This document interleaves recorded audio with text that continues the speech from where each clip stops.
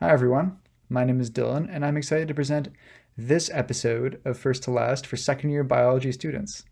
Through this presentation, I hope to provide further information about degree plans, summer opportunities, and exchange opportunities for biology students. We'll begin by recapping what is expected of you this academic year and going over some of the finer points about degree plans. Firstly, a reminder that you need 120 units to graduate. For someone with a biology major and a minor, you'll need 72 units to satisfy your biology major requirements, 30 units for your minor, which leaves 18 units for electives. For most biology plans in second year, there are 15 units of mandatory courses in biology. Here's a closer look at this year's mandatory courses. At this point, you should have taken Bio 102 and 103. You should have also completed or currently be enrolled in Chem 112, which is the accepted course for biology plans for introductory chemistry, not Chem 113 and 114, which do not have the accepted labs. Keep in mind, the majority of these classes are prerequisites for upper year courses, so be sure to take them early. Course scheduling is often centered around planned year, so taking too many courses out of sync can be problematic later on, creating timetabling issues and prerequisite problems. As a side note, this list may differ for specializations, and so you'll need to refer to your specific degree plan to double check. Speaking of degree plans, here's a reminder of what one looks like for biology majors. Core classes are classes you have to take. Option classes are also classes you have to take, but you have some freedom in deciding how you'll fulfill those requirements. For example, you may choose the seminar option or the research option, which are both worth 27 units, but have differing approaches.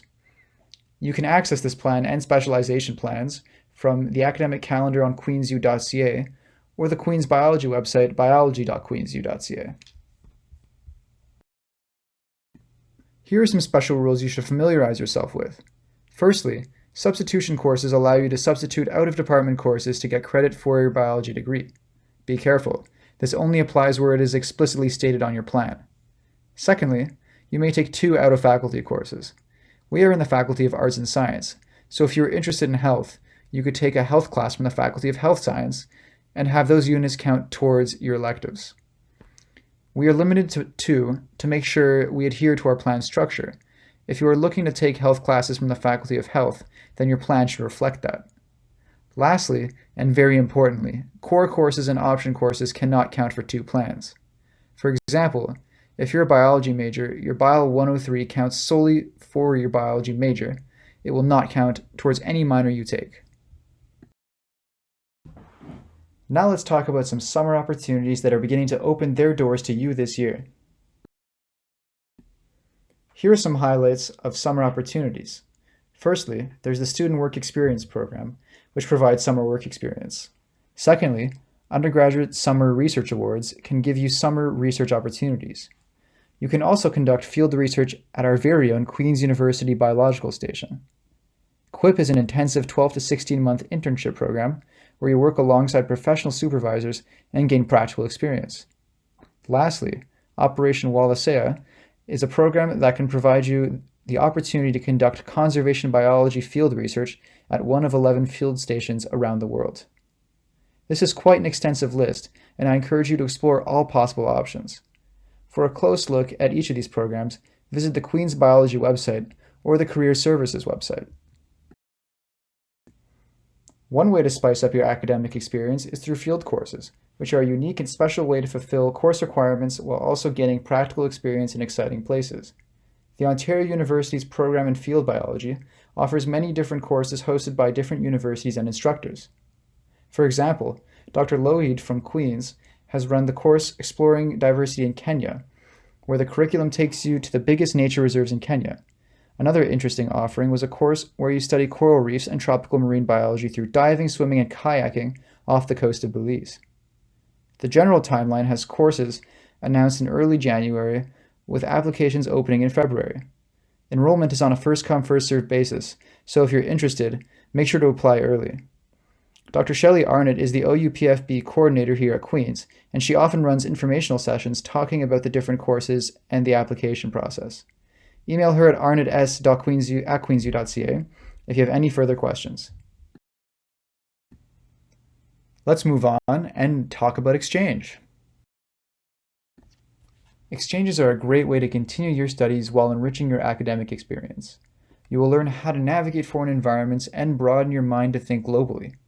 Exchanges are also a great way to travel, experience different cultures, and explore the world. Applications are due January 15th of the year before you expect to go on exchange. You'll need a cumulative GPA of at least 2.6 and be ready to pay a fee of $200. Get started by researching schools and checking your eligibility at the Queen's International Programs Office website.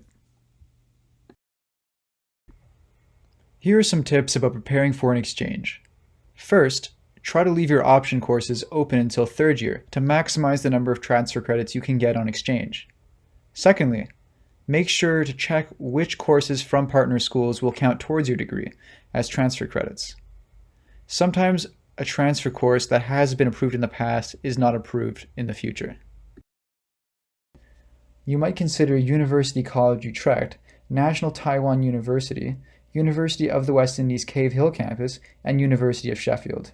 This list is longer, however we've chosen these highlights to show you how diverse your options are.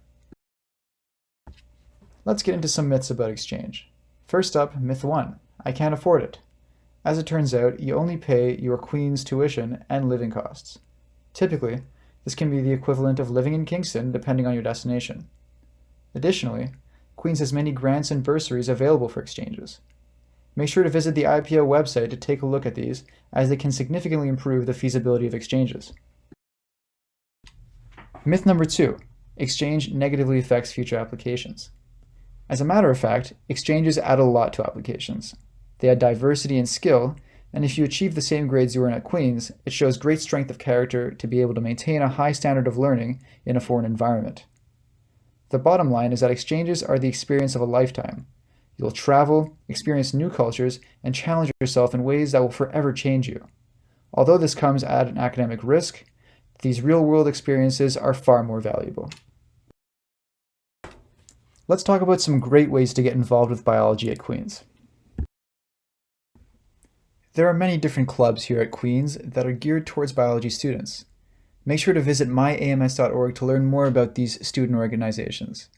You can also get involved directly with the biology department, either by working as a research assistant to a professor or by involving yourself with the biology DSC. Lastly, make sure to note the hiring timeline. Most clubs conduct their executive hiring in the spring of the previous year, while hiring for general members is at the beginning of the fall semester. Hopefully this presentation has been informative. What's next is up to you. Here are some helpful links to the biology department, IPO, and summer opportunities. Lastly, here are some contacts for you to make note of, including the biology DSC, the undergraduate chair of biology, Dr. Ko, OUPFB coordinator, Dr. Arnott, the International Programs Office, and Career Services. Thank you once again, and make the most of your second year at Queen's.